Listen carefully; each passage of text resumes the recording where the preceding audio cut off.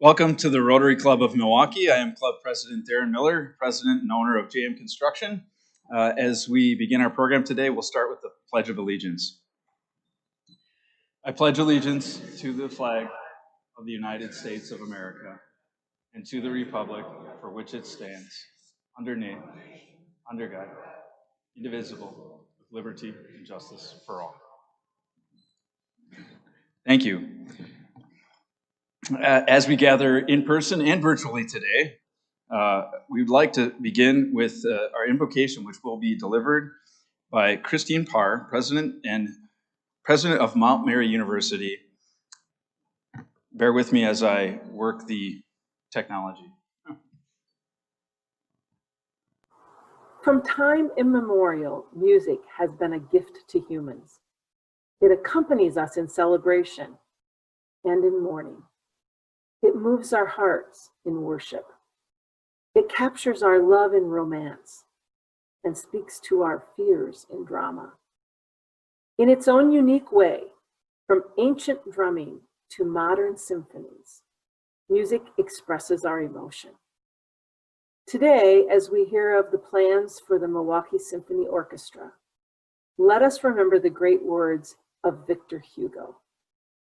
Music expresses that which cannot be said, and on which it is impossible to be silent. Or perhaps put more plainly, without music, life would be flat. Thank you.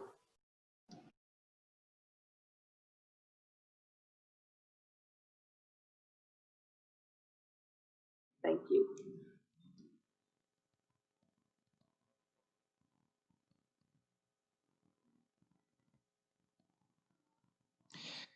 Thank you, Christine. So I'm excited to have everyone here in person today and also tuning in live on YouTube. Welcome to all of you. To begin, I'd like to take a moment to honor the passing this past Saturday of longtime club member Douglas Kuhn.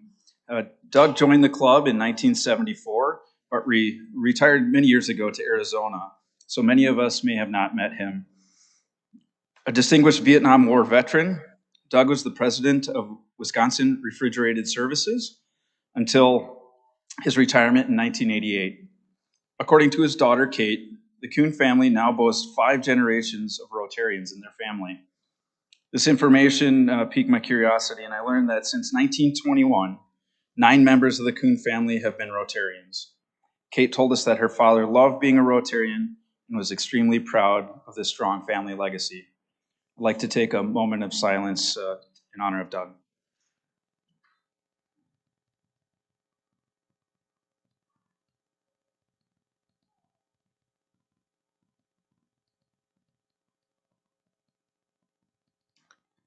Thank you. And now it's my pleasure that we have a new member introduction. Teresa Esser, Managing Director of Silicon Pastures, will now introduce our newest member.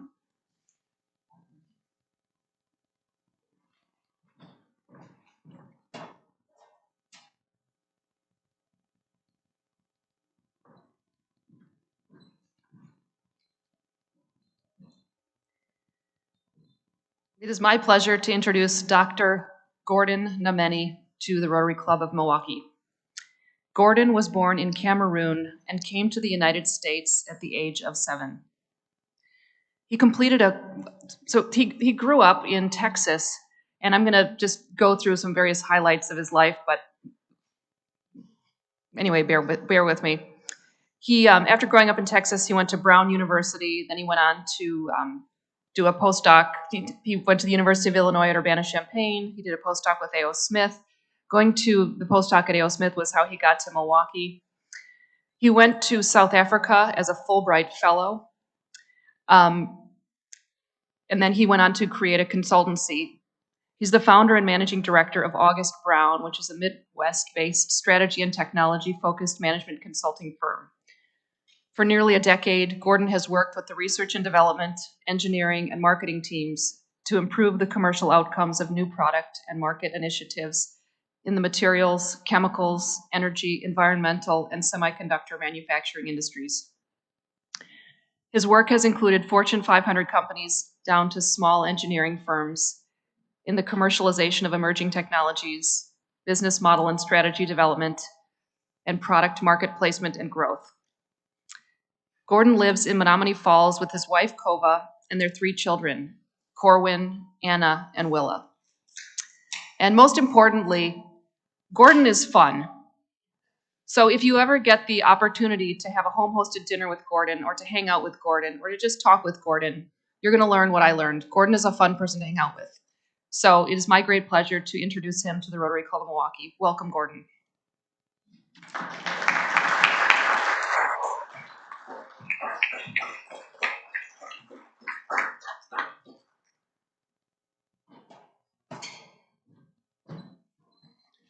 I got to meet Gordon at our new member orientation virtually a few weeks back, so that was a great experience. Gordon, up here at the podium, we have a mug and your pin, so let's be sure to connect before you leave on that.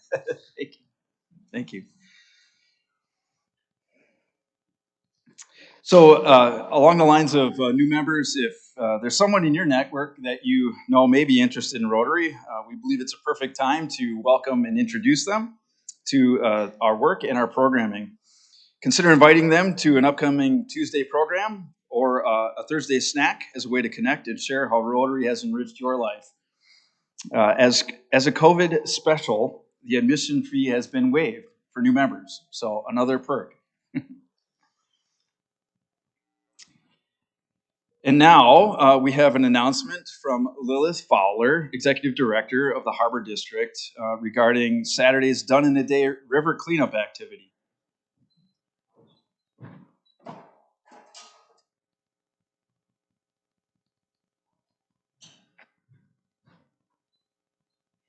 Good afternoon, everybody. As a Rotarian and board member of Milwaukee Riverkeeper, I'm excited to invite you to join us on Saturday morning for a Done in the Day volunteer activity. This spring would have been Milwaukee Riverkeeper's 20th anniversary spring river cleanup. And like so many other events on everybody's calendar, that was first postponed and then postponed again. And then now it's happening this fall as a do-it-yourself cleanup. So the silver lining here is that you have total flexibility. We'll be out, as Rotary has in cleanups past, at the parking lot at Riverside High School on Locust Street at 9 o'clock. And you can stop by there. You can bring your family. You can come alone. You can pick up your materials and stay and clean up with me and other Rotarians who will be out cleaning up along the riverbank that morning in the Arboretum. Or you can grab your materials and go somewhere else or clean up some other time. So it's a fully do-it-yourself kind of event. The best thing about it, I think for sure, is that you get a Fish Too Shall Pass tote bag from Riverkeeper. So both with the COVID-themed fish wearing little masks and then pushing the organization's other mission to make our streams and rivers more inviting for fish. So you get a tote bag, you get a Milwaukee Riverkeeper mask, and we'll have gloves and bags for you. So the sign up is either in the events on the website or through your weekly emails. There's a link you can follow to sign up so we make sure we have enough materials for everyone. Should be a reasonable day out there. And I'll look forward to seeing people help us clean up our rivers. Thanks very much.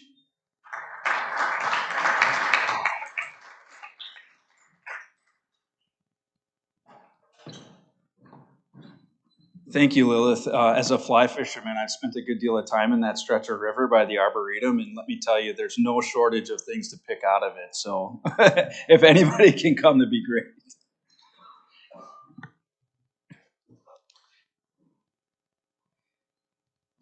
If you're not available this coming Saturday, Rotary is participating in a cleanup at the Johnson's Park Neighborhood Association Saturday, October 10th.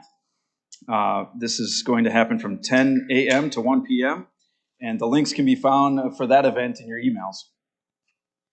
This week is also Hike Milwaukee. Check out this video from Beth Heller inviting us to join in. Hello, Rotary Club of Milwaukee. This is your Hike Milwaukee team captain, Beth Heller, coming to you from Fitch Plaza, right outside of the War Memorial. Today, I'm here to remind you that Rotary Club is presenting sponsor for Urban Ecology Center's fundraising event, Hike Milwaukee 2020. This year, Hike will look a little bit different than in previous years. We have hikes for smaller groups of people in order to maintain our still perfect record of no COVID cases for any of our program participants. So we have a great track record. We'll make sure that you're safe and you will get to enjoy the beautiful fall weather here in Milwaukee. So please join us today at 1:15. You can join me here on Fitch Plaza. We will take a walk through Lakeshore State Park.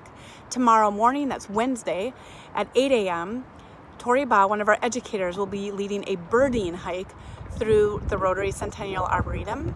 And on Saturday morning at 10 a.m., Caitlin Reinhardt, our favorite forester from the Urban Ecology Center, will be leading a walk through the Rotary Centennial Arboretum also. If you'd like to join virtually, that is fine. You're welcome to do that. Please sign up to get your t-shirt. Check this week's Connecting for a link to the Hike Milwaukee registration page. I hope to see you there. Right now we have 33 Rotarians and family members signed up. I'd love to see us get up to 50 or more. So there's plenty of room. Please come join us, and we look forward to seeing you out enjoying a hike through the Centennial Arboretum or Lakeshore State Park. See you soon.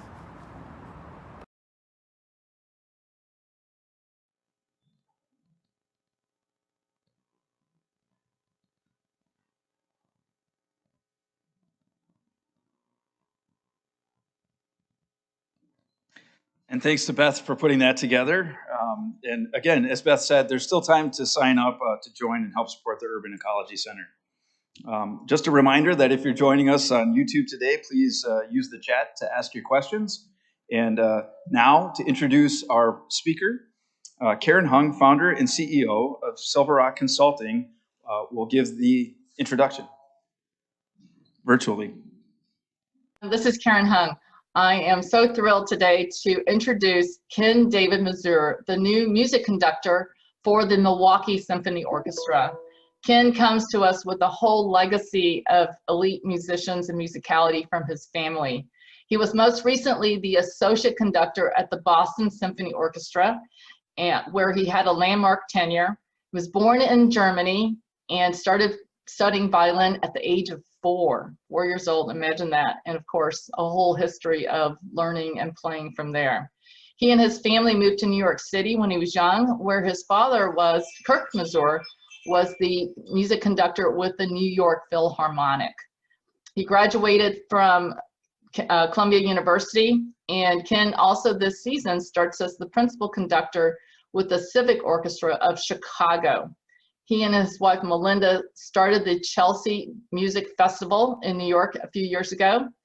And today, Ken, Melinda, and their 3 children live in Fox Point. Please join me in welcoming Ken David Mazur to the stage and also to our community.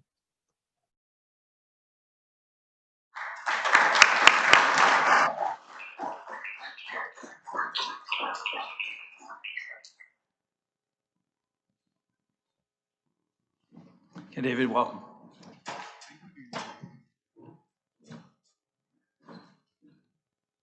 Hello. Am I too tall for the mic? No, you can hear me fine. It's such a pleasure and a privilege, and I hope you don't mind I'm bringing this drink. This has a reason, because I have some prepared remarks for you today to address to you, but before I do that, I have to tell you a quick story about my connection to this very building, and that somewhat has to do with this drink, which is what I'm holding as a ginger ale, in case you're wondering. I love connections. And thank you, Karen, for this lovely virtual introduction. I'm going to talk about how she mentioned that I'm part of an elite upbringing, which at the time that I was, of course, 1 or 2 or 8 years old in Germany, in Leipzig at the time, I didn't feel that at all. And I hope that nobody here has to feel that as well, because that's the unifier. our music and us being together. So my connection to this building is, many of you are already familiar with it very much, but this is probably my favorite building in Milwaukee. When I first arrived here, it was told, I think, by somebody who was giving us a little bit of a tour before we even moved here, that this building was created by, of course, the Finnish architect Saarinen. And when I heard that name, I immediately, and this was the time when I was associate conductor of the Boston Symphony still, when I had just experienced a very lovely exhibit in Tanglewood. Tanglewood is the summer home of the Boston Symphony Orchestra. And there was an exhibit about the history, because it was the 75th anniversary of Tanglewood, of the history of the buildings, and it had to do with this impromptu encounter on a ship from Europe to the United States with the then Boston Symphony Orchestra music director, Serge Kusevitsky, and an architect by the name of Saarinen. And Kusevitsky told him about this vision of wanting to create a summer home and how it has to be grand and it has to include all the people and it's a wonderful community and everything. And he said, Saarinen, why don't you build us a campus for the summer home of the Boston Symphony in Tanglewood? And so I saw this exhibit there and I was just so blown away about these plans. And to have come to Milwaukee and see sort of something that could have been realized in Tanglewood that way is very special to me because, and now I come to my drink. The first time that I encountered ginger ale was in Tanglewood. As a little boy, I was 6 years old, my very first time in Tanglewood, and my cousins introduced me to what were called vending machines. I had never seen one before. And when you put in some money, there comes out this magical drink. So happy memories both with great music around the topic of Saarinen, about festivals, and about great fizzy drinks that were made here. So hello to, again, you and you online. Do I look into that camera? Hello? I want to, first of all, on behalf of the Milwaukee Symphony Orchestra, the musicians that I'm so privileged to work with, and the staff, to thank you for your commitment to the symphony, and especially with the two fountains in the new Bradley Symphony Center building. And we can't wait for you to see them in person, but also your commitment for the city of Milwaukee as a whole. It's organizations and individuals like you that must continue to be sources of unity, peace, and reliability and hope. And during these often divisive times, that is what I'd like to focus on today, because, I believe deeply that it is possible and necessary to drown out the noise of disparity with unifying music, peaceful and constructive conversation, as well as reminders of hope. Perhaps first, though, I should share with you a little bit about myself that you may not find in sort of your regular program booklet biography that you see when you come to concerts, and I'll talk much more about parts of the slides and the future of the Bradley Symphony Center.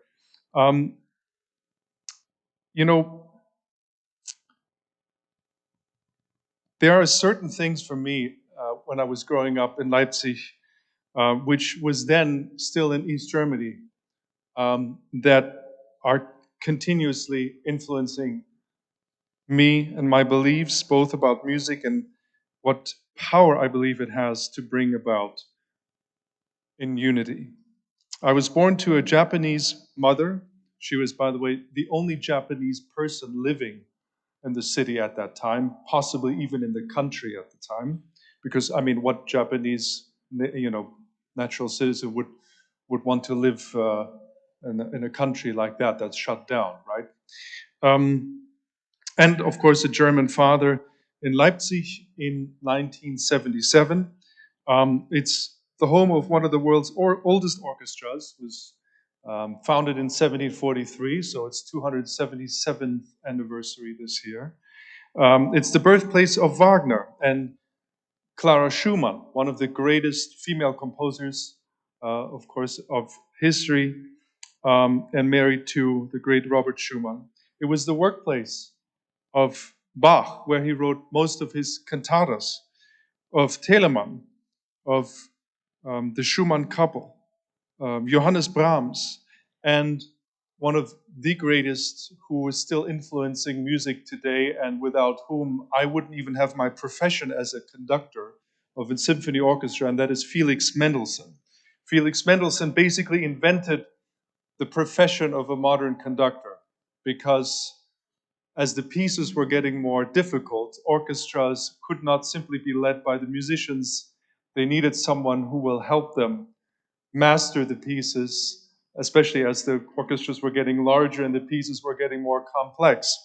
And Mendelssohn not just gave us wonderful works, but he also gave us the first model of how an orchestra is related to a conservatory. So where the people who are professionally engaging in bringing the newest pieces to life, their responsibility is also to pass that knowledge on and to teach others. And he was the first one to bring us that model. And of course, we have that nowadays with relationships between musicians and students.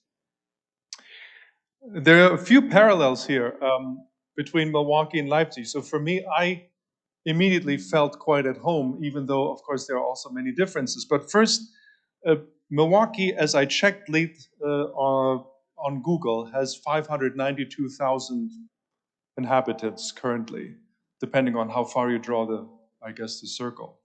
And Leipzig is 600,000. And apparently the growth over the years has been very similar. Leipzig is one of Europe's most prominent early university towns, center of literature. One of the great German poets, Goethe, wrote his Faust there. Schiller's Ode to Joy was penned in Leipzig as well. In fact, the Schiller House, where he sat in a small room to write the poem that Beethoven would put to music, was just 5 minutes from my home. The oldest choir there, St. Thomas, the Thomaner choir, is over 800 years old. And I was a member of the Gewandhaus Children's Choir, which met in the newly constructed building in 1981. I was 4 years old at the time that I saw this new building come out. So you can imagine for me, there's many parallels when I start talking about the new Bradley Symphony Center as well, and what I wish for our new generations of not just children, but all of us to be able to experience there. My family had guests almost every week from out of town. We played music every day during birthdays. Everyone brought a poem, a song, a piece, a trick. Didn't matter. You had to share something when we got together. We celebrated life wherever possible, and there was no sign of the oppression and the senseless limitation of people's dreams by the regime in our home and in the home of many artists we visited over the years. So we can see that now, that something like a choir environment or music making at home can give us and our kids this feeling of worth, of joy, of belonging, and these challenges that are manageable, giving us challenges that are manageable and that are worth striving for, because the reward back then in the choir were great. We got to do concerts, we got to go on tours, we got to see places, and the music, of course, itself was a great reward.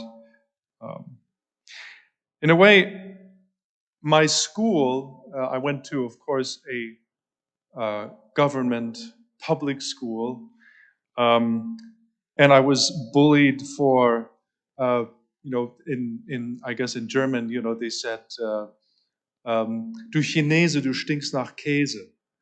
You Chinese, you stink like cheese. You know, which at the time was like, oh my goodness, you know, first of all, I'm not Chinese, I'm Japanese, you know, get it right. But this idea of being bullied, of just having to deal with kids who maybe didn't have something that I had and wanted, but also getting over that fact, you know, later was easier with music. But I only realized that much later, that I had something to escape to, and something that would bring me into a community of other kids that maybe had the same issues in their schools and same challenges, and that could look to music making as a wonderful comfort.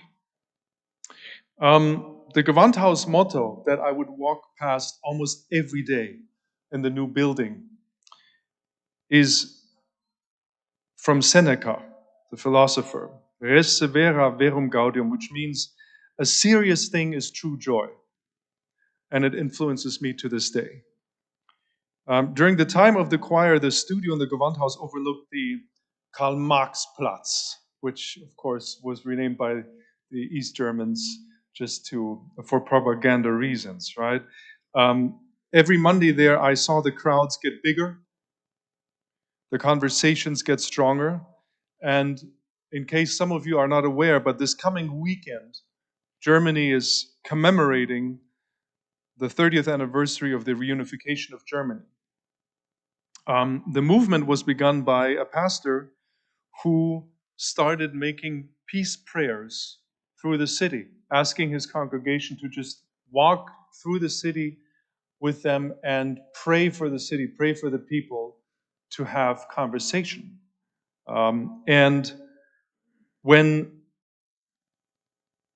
the peaceful protest happened in the fall of 1989, probably because, you know, Tiananmen Square had happened just a few months earlier, and some of you are aware perhaps that ended in a bloodbath. And the Germans, the East Germans, did not want to repeat that. And they asked, please be peaceful, be mindful of one another, and understand that all of the policemen on the other side of the street also had families, they also had children. So this theme of having sources of unity, peace, and reliability comes to my hope for the future. My hope for our future together here in Milwaukee is that the conversations are constructive and peaceful, that our serious and deep engagement with one another is a joyful thing, a serious but a joyful thing, and that our music making isn't there to fulfill agenda or to enrich only a select few, but that it's accessible and brings peace for at least those 2 hours in the hall or wherever currently music is being played, so that we can all be together in peace. Music will outlast any folly, any mistakes, any of our sins, and it will continue to carry with it its God-given capacity for change, hope, and unity. And I tend to be a servant of it in this way. And we know we've had to be patient for many reasons here. My wife, Malin, and I have created, for instance, a weekly Porch concert series. I understand that some of you actually have already been to that, so I'm very grateful to see that. And if some of you want to still come, we still have 2 Saturdays in October to have Porch concerts out on the lawn. Getting a little chilly, but if you bring a jacket, it'll be fine. The music is warming. Every concert has featured Mso musicians, local musicians, and students for a family-friendly live experience. And we've supported charities each week, from Girls Inc. to community advocates, to music teachers in the Milwaukee public school systems, to Sojourner Family Peace Center, and others. And, you know, the message from our musicians is simple. They want to serve you. They want to bring this message of hope and unity and peace to you. And they also know that the music must not stop. In addition to these concerts and what the musicians are doing in their own driveways and in their own neighborhoods, I've now hosted with this coming weekend 20 episodes of the Milwaukee Symphony Orchestra podcast entitled Musical Journeys since the beginning of the pandemic, featuring music from our seasons past and special guests ranging from our orchestra musicians to Yo-Yo Ma and Emmanuel Axe. And this coming weekend, as part of the 30th anniversary of the Reunification of Germany, we're talking about unification with the Consul General of Germany from New York, David Gill, who also happens to be from the former East Germany, now married to an American of Indian descent, has 2 kids, and I think can talk very well to what our hope is for the future, especially in this country that we are now living in, that we have family in, and that we love so much. So I hope that you tune into that. Now, with regard to the Bradley Symphony Center, let's see. That's not it yet. That is us in this past season. Yes, some of you perhaps have seen some of that. We have wonderful progress. Let me just say, I don't have the knowledge about any of the murals and what is being done technically. You'll have to talk to the architects for that. Let me just say that I am just so hopeful and excited for the possibilities. And I hope that from day one, our entire community will feel that this is a place of access, of artistic freedom of speech, if you will. And, this new community building, that it gives you this level of limitless imagination and this feeling of safety. And that is what people felt in Germany in the Gewandhaus. How else do you explain that the first exercises of freedom of speech after the peaceful demonstration were done in the Gewandhaus? Not in town hall, not in the churches. It was done in the concert hall, in the cabaret, where people felt they can have discourse, where they are not being judged, but they're having very, very rigorous encounters and discussions about how to move forward, because it's about the issue. So in the morning, they would rigorously debate, and at night, they would sit in a concert next to the person they had a heated argument with just the same morning. I think that's a good, healthy way of us going through the day, no? My father would tell me all the time, es geht die Sache, it's about the issue. Allow us and the people to identify the true issues that challenge us each day. So when I work with less experienced orchestras than the MSO, because the MSO rarely makes mistakes, but when I work with younger orchestras, let's say, I tell them, please, play your mistakes confidently so we can hear them, so we can identify them, and then so we can fix them.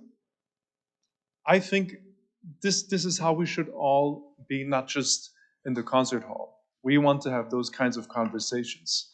I'd like to engage with you in this way, and I think this is a time for us to be able to do that. So let's not hide the issues, and let's not hide ourselves. So in terms of programming, and then I believe I'd like to open it up, and there might be some questions. And I hope I'm not boring you, all this personal stuff. You can just be like, stop right now. Here we have the beautiful images of course, this is the rendering. It's not there. We haven't been on the stage that way yet. But that is our hope. Even though we are only a few months away from the completion of the hall, that image that you see there seems quite far away, but I think just seeing that makes us very hopeful. So in truth, I feel that our current state of things is that as we get ready to start our season in January with 16 subscription concerts, 12 classical and 4 pops, that it will not and cannot simply go back to normal. We are in a mode of identifying issues before we can perform music, which to me, of course, is about striking the right vein and the right moment. Because there's nothing like the feeling of being understood, right? And that's not necessarily a bad thing. There's been a supernatural halt to things, and for us to pause and to be humbled and take a look at what we can and what we need to do. So I'm so much appreciative of the work that the MSO is doing as part of the League Catalyst grant. The League of American Orchestras has given us a grant to systematically address and inform about equity, diversity, and inclusion. And this work has a mission to find ways to address the issues, not short term, but long term. And for that, we need a thorough discussion effort, which we know will influence and bring about change and accountability in due time, both as an institution, of course, also in our programming and in our artistic decisions. So our vision is to create these good associations when you come to the new hall and to be part of the conversation. And one of my hopes is for the continued programs that will allow people from all backgrounds and parts of town to have access and to feel like they belong. For instance, like I was part of the children's choir, where the parents and the grandparents would come and listen to you, and not just that, but the kids felt like they were there, they were professionals. We felt like we were just as good as the musicians on stage, that the orchestra musicians. And wouldn't that be an amazing thing to give our kids in the community here, this kind of purpose, before they even reach the age where they're like, oh, what should I do now? So we have other wonderful projects, of course, Lullaby Project, building relationships, between mother or parent and child from an early moment. And, finally, while I've had the pleasure of working with many open-minded and diversity-oriented organizations, including, as Karen mentioned, the Chelsea Music Festival in New York City that my wife and I have had for the last 11 seasons, that also, by the way, is available online for those of you who can't get enough of a screen with live curated music.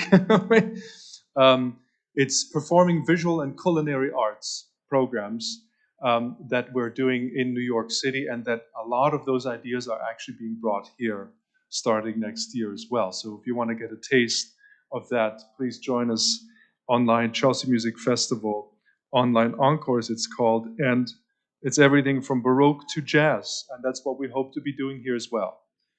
In fact, the new program starting in January to June next year in the new building will be a great opportunity, I think, for the orchestra to explore, and you can watch them basically tune themselves to the new space, because you'll have everything from solo works, chamber music, Baroque, to new voices, as well as, of course, familiar. Everything from Mozart to Schumann probably is going to be there as well. But I think this is going to be an unusual and beautiful opportunity for all of us. So thank you for inviting me to speak to you about sort of our vision and inviting you in. And thank you again for what you've done there with the fountains that, of course, were symbolic for running water, which is what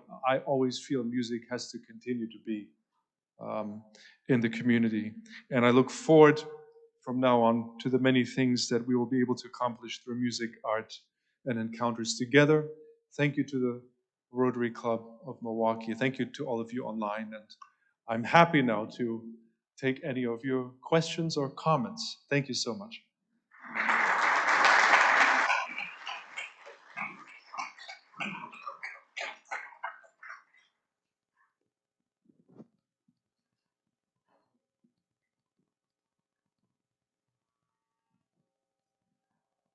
Maestro, we all know that we as citizens of the community to support the symphony need to pony up money, because that's how you operate. You need that. What else do you need from we as Milwaukee citizens who love the symphony? What would you looking for besides the obvious? Well, thank you so much for that question. So your question is, what would you like as citizens? What um, can we as a symphony ask for perhaps more, in addition to what you're already doing for the Rotary Club? Did I understand that correctly? Um, for me, it's the one thing that I did a private message, a video message to the musicians a couple of weeks ago. And perhaps part of that might be an answer to your question, which is I told the musicians that what inspires me and what has inspired me during these very difficult last few months, especially as I'm watching the arts and the arts organizations and individuals all over the world struggle to find ways to connect and to find stages as small as a driveway, as small as one-on-one concerts, which, by the way, are very popular in certain parts of Europe right now. And that is to follow your instinct to connect with people, even if it's just one person, and to continue to not bottle up your desire to use the gifts that you've been given to find ways to believe that what all of us are doing is bringing this idea of community and unity and peace together.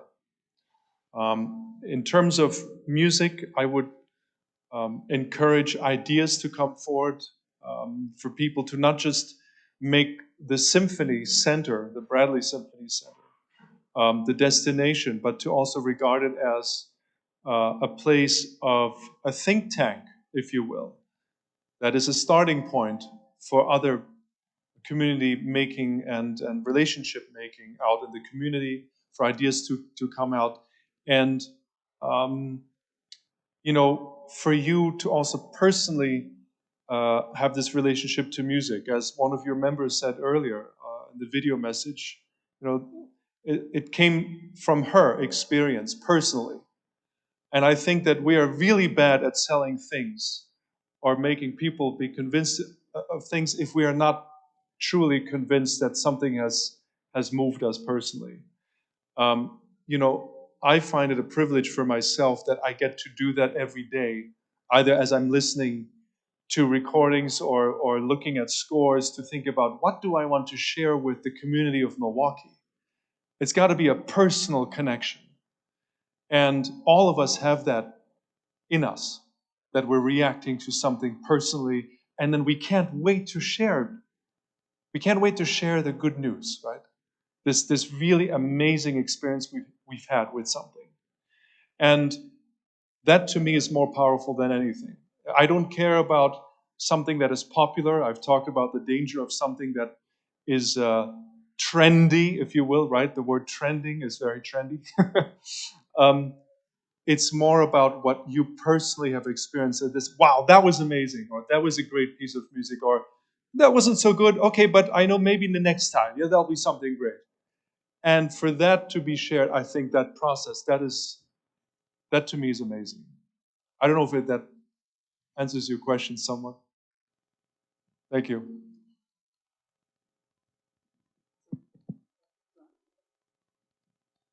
My wife and I enjoyed very much the musical journeys over the course of the summer. Could you say a bit more about your most recent one? I haven't had a chance to listen to it yet, but the one that you're doing with Sojourner Truth House. Yes, thank you so much. And thank you for listening to Musical Journeys, which was my great privilege to get to know so many wonderful people also in the community. And Sojourner obviously is one of the organizations that was part of the Lullaby Project, which started 3 years ago. It was initiated 8 years ago by Carnegie Hall Weill Institute in New York City. And Sojourner Family Peace Center, which takes in, especially women from broken homes where, you have domestic abuse and of course, these kinds of horrible issues. And at the same time, many mothers, of course, who are trying to find a place for their children to be safe and have a safe environment. And this Lullaby project is about giving those women, and I've had on the episode that you speak about, the last one, some very moving and emotional conversations with mothers who were too scared to even volunteer to be part of this project. And then when they became part of it, it just opened up this whole other world for them that they're going to be grateful for the rest of their lives. Not just for their children and what they've left behind, because it became such a personal thing. Because, I mean, typically lullabies, this is not just for moms, of course. You sing to your grandkids or your kids. I did that with our 3 kids. We have 3, 8, 10, and 12 now. We know that just humming to them doesn't even have to be with words, or it doesn't have to be perfectly in tune. That is so personal. And the Lullaby Project takes it to this next step that allows for the women who've only been basically day in and day out in dialogue with their inner monologue, right? With their inner voices of doubt, of other people who've just looked down on them, and all of a sudden they're thinking about what they treasure and what is their essence and what they can pass on to their kids. And that to me is just absolutely amazing. So Sojourner Family Center is part of this partnership with the Milwaukee Symphony to bringing musicians together, arrangers, and actually giving the women voices. And they ask them, what kind of music styles do you like? Or what are the words that you would like to share with your kids? And then they create a melody around that, and all of a sudden you have these songs so that are very, very personal. And typically there was a season-ending concert that's live, and this year it was virtual, and that last episode was basically sharing for the very first time the products of that labor. Yes? Mr. What other means is the symphony taking to go digitally or virtually in light of the revolutionary changes we're seeing over the last 6 months? And in the future, will this be a big part of your programming? Thank you so much. So what steps are we taking for virtual programming, and then what are maybe some of the ideas going forward? Thank you. So currently, the one thing that we're doing, and actually Heidi Gembler is here from the symphony, help me. So Heidi, help me if I'm saying something wrong here, but we have a wonderful education program, the ACE program, which is quite unique. And I was so proud to hear that the Milwaukee Symphony was doing this and has been doing it for a few decades now, I believe. For every early grade level, to have programs and assign curriculum and music that goes with that curriculum. And in light of the pandemic, all of this material and these recordings, a lot of them visual as well, are being digitized and made available as teaching tools for educators in Milwaukee. So that was not available, and that has been going on, this digitization, I think, all summer. And that, from many teachers we've heard, even for those who claim that they can go from 8 in the morning until 6 at night with their classrooms and be very energetic, when it comes to material for virtual teaching, they can't do it. It's so hard to produce that. So for them, this is very, very helpful. With regard to our programs, our subscriptions that I mentioned starting in January to June, so for subscribers and donors, you will be able to actually experience the new hall, both virtually and, for those who are comfortable and interested, actually in person as well. Probably, Heidi, you probably have more detailed information about that, and we will, of course, share that with you. And yeah, I think going beyond that, some of you might have been familiar with the programs that we were hoping to realize starting this month, which included opening up the new Bradley Symphony Center for the public with free concerts and things like that. And of course, a big opening night that would have featured Beethoven's Ninth Symphony, as well as a new commission for the opening. We hope to bring back many of those plans that we had for this season, including festivals. When I first learned that the original building of the Warner Theater, that it was finished in 1930, I said, why don't we do a 30s festival? From music from America, but also around the world. What happened during that time? And of course, the Art Deco style and all those things. What kind of music was done back then? And these kinds of things. Festivals around this topic of, first of all, celebrating what is there and what the building is about, and what we've been given from that period of time. And then, festivals in general, I think, are fun time. And those ideas that I mentioned to you with bringing performing, visual, culinary collaborations together, I think we are absolutely interested in realizing those kinds of partnerships and programs in the new space, because you have the main hall, which we saw there, but also you have, of course, the new lobby, which is quite contemporary and can also house quite a number of people as well. Maestro, I had the pleasure of listening to your podcast this week when you interviewed the women from Sojourner. I'm on the board there, and the Lullaby Project involves women who are all victims of domestic abuse, many of whom left their homes in the middle of the night with nothing but the clothes on their back and their children, worst possible day of their life, and all suffer from extreme low self-esteem. The Lullaby Project, they wrote thoughts, sometimes a poem, sometimes a song, but generally thoughts about how their experience and how they felt in their children. John Tanner is a good friend of mine. He was the recording artist and wrote all of the music and then recorded all of the ladies. It was life-changing for those women, but John told me it was life-changing for him. Listening to your podcast, it appeared to be life-changing for you. What was the experience of the Mso musicians as well? Well, thank you for that. Yeah.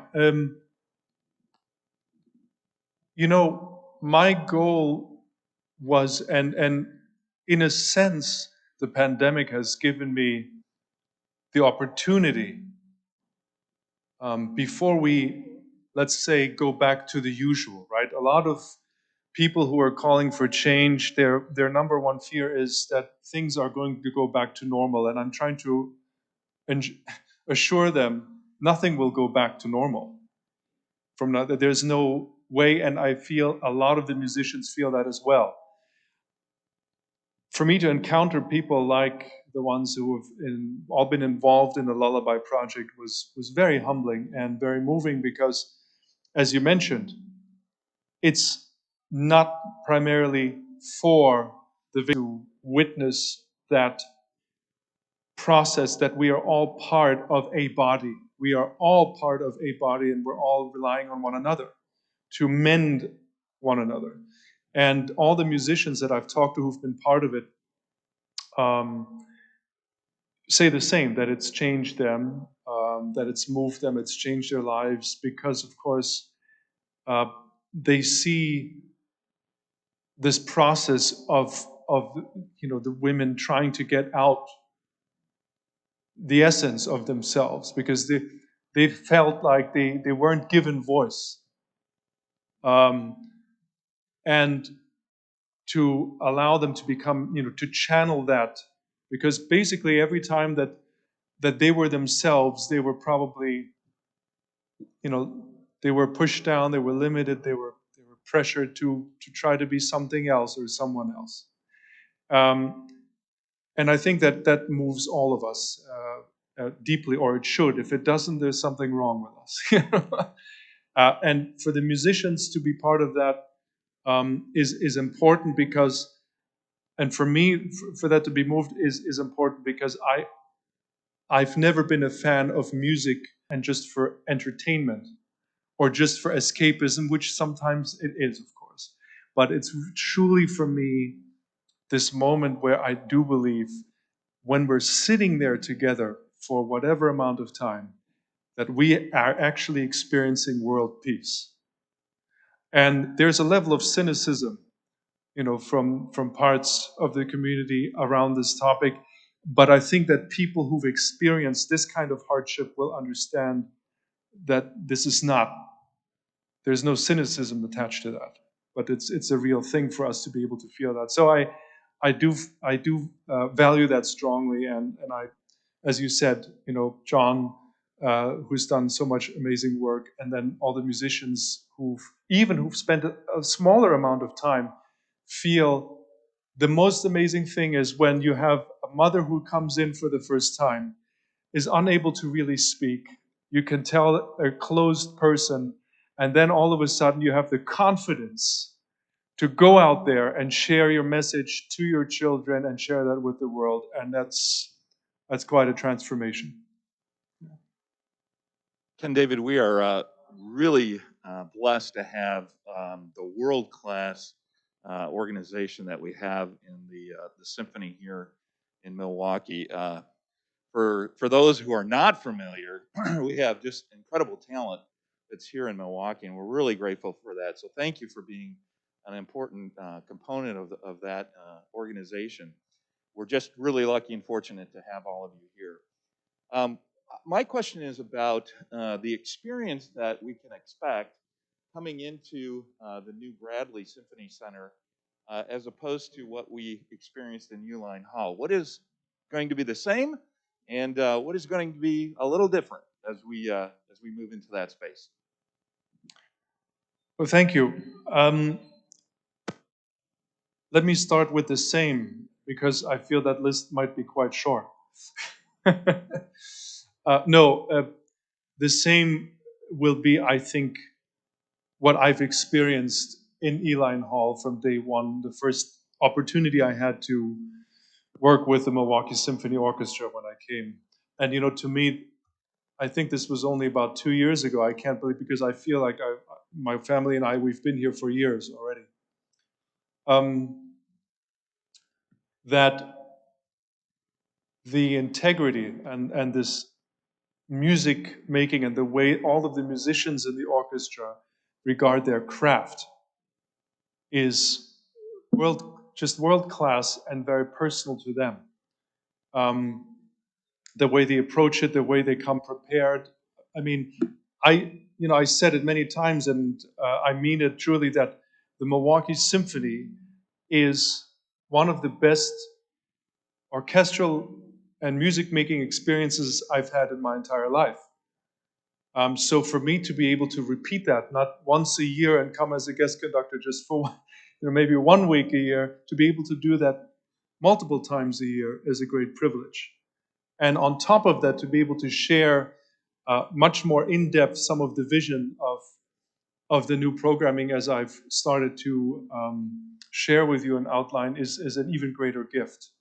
And as I mentioned, there's a reason why I shared with you some of my personal background, is because that to me stays, will stay forever. How I, regard a concert hall in the community, that it has to be like an embassy, if you will, where there's a safety place, there's a place where you walk in, or even before you enter, that you feel your imagination can just soar.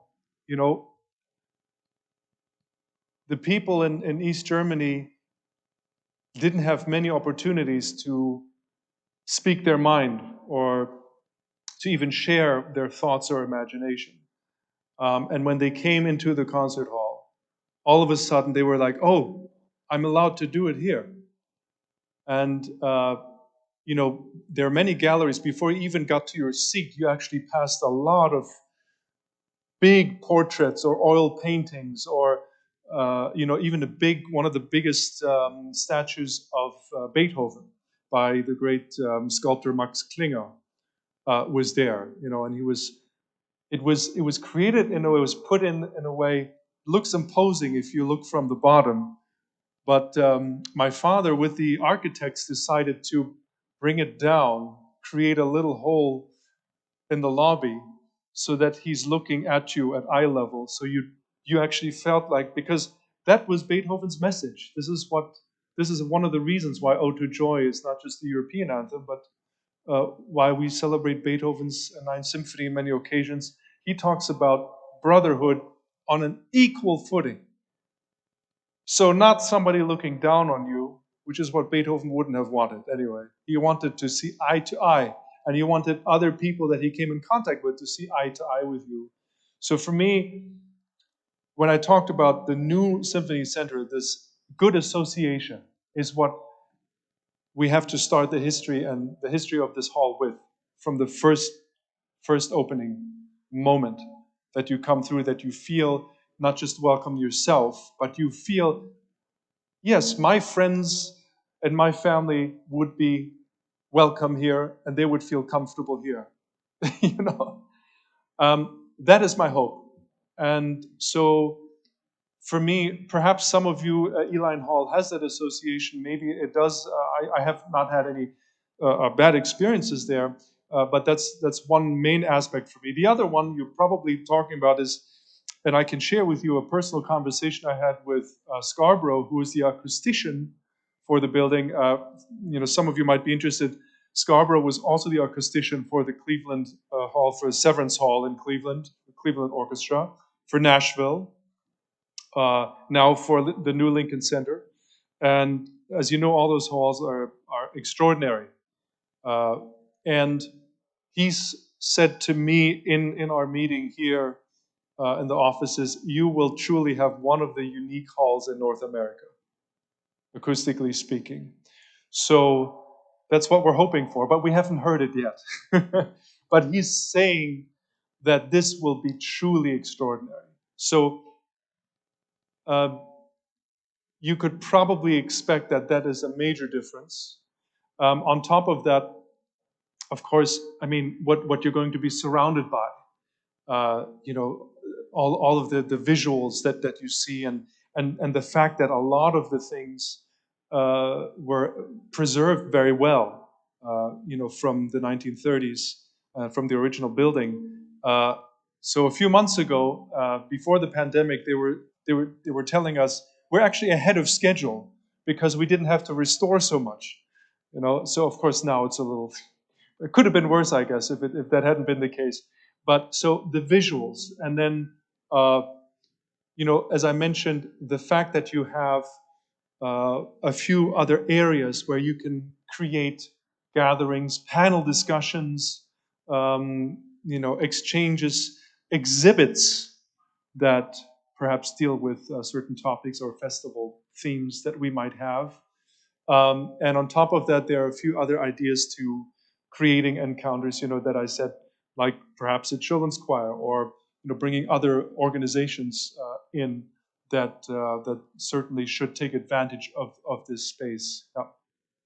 Recordings, we hope, of course, and yeah, I think a lot more to be shared once we know. Otherwise, you'll get sad that it didn't happen.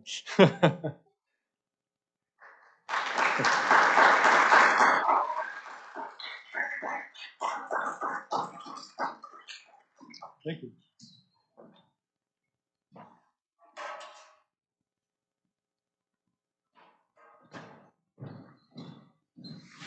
Ken, David, thank you so much for being here today and delivering us your story and vision for the MSO.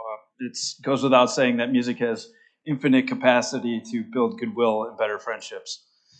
In honor of you speaking here today, we will be making a donation in your name to the YWCA of Southeastern Wisconsin, whose mission is eliminating racism, empowering women, promoting peace, justice, and freedom and dignity for all. As a reminder, Beth Heller's hike will leave from the War Memorial today to explore the Lakeshore State Park. The group is going to be meeting right now on Fitch Plaza. It is also time for our next book read and discussion series. We will be reading Things That Make White People Uncomfortable by Michael Bennett, a Super Bowl champion, 3-time Pro Bowl defensive end, And Bennett is adding his unmistakable voice to discussions of racism, police violence, the role of protest in history, and the responsibility of athletes as role models to speak out about injustice. These conversations will be led by fellow Rotarian Paula Pennebaker. They will take place over 3 Wednesdays via Zoom from 4 p.m. until 5:30. There's more information about signing up in your emails. For those of us who were able to tune in to the Thursday snack program last week, we had a chance to hear about the great work that Caitlin Cullen is doing in the Johnson's Park neighborhood at her restaurant, The Tandem. It's up on our YouTube channel, so be sure to check that out. This Thursday coming, we will welcome Melinda Myers, a local gardening expert, TV radio host, author, and columnist, to discuss some fall gardening tips. That will be opening up at 11:30 a.m. via Zoom to socialize with fellow Rotarians prior to the program. For those of us who are missing the interaction with fellow Rotarians, the Thursday programs are really a good opportunity to get together in an informal way, especially with that half an hour before the program starting at noon. Join us next Tuesday to hear from Kathy Thornton-Bias, President and CEO of the Boys and Girls Club of Greater Milwaukee. As a reminder, if you want to attend in person, please try to remember to get your RSVP into the Rotary office by 8 a.m. the Friday preceding the Tuesday program. And of course, don't forget the parking validation as you leave today, so you don't get stuck in the lot. That is all for today. Appreciate everyone being here today. The meeting is adjourned.